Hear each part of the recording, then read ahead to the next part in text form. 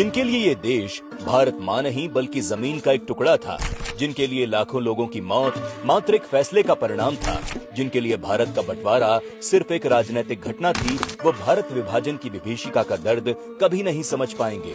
देशभक्ति का दम भरने वाले नेताओं के सामने 1947 में भारत को धर्म के नाम पर महज एक लाइन खींचकर बांट दिया गया और सत्ता के लिए नेहरू से लेकर जिन्ना तक की खामोशी ने 10 लाख लोगों की जिंदगियों को निगल लिया।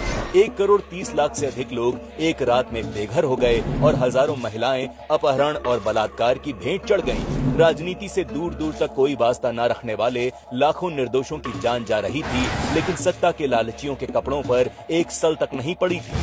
विभाजन के बाद देश के क्या हालात हो सकते हैं, इसकी भयानक झलक 1946 के कलकत्ता हत्याकांड से साफ हो चुकी थी, जब कलकत्ता के मेयर सैयद मोहम्मद उस्मान ने मुस्लिम लीग का समर्थन करते हुए हिंदुओं को कहा कि काफिरों तुम्हारा अंत दूर नहीं है, जल्द ही तुम्हारा कत्लेआम किया जाएगा।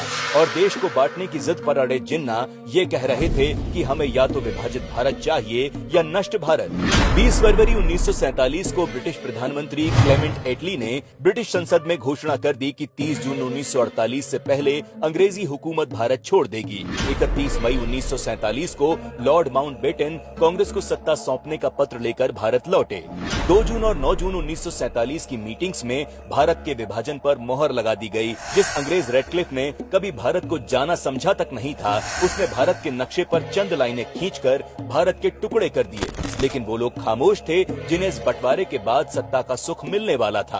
14 अगस्त 1947 को कांग्रेस के मौन समर्थन से मां भारती के टुकड़े हो गए और भारत पूर्वी पश्चिमी पाकिस्तान सहित 3 टुकड़ों में बंट गया।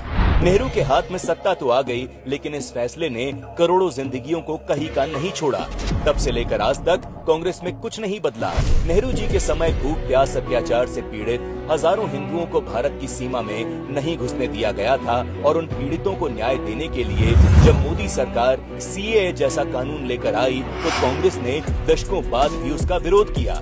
विभाजन के इस पाप को छिपाने के लिए कांग्रेस ने दशकों तक देश को मिले इस दर्द का जिक्र तक नहीं किया, लेकिन विभाजन के समय अपना सब कुछ खो देने वाले देशवासियों को याद करते हुए मोदी सरकार ने 14 अगस्त को विभाजन विभीषिका स्मृति दिवस घोषित किया, ताकि आने वाली पीढ़ियां विभाजन के दर्द को समझ सकें। 14 अगस्त को मोदी सरकार द्वारा घोषित किए गए विभाजन विभीषिका स्मृति दिवस को पूरा देश विभाजन के समय अपने प्राण गंवाने वाले एवं विस्थापन के दर्द को झेलने वाले लाखों भारतवासियों को नमन करता है।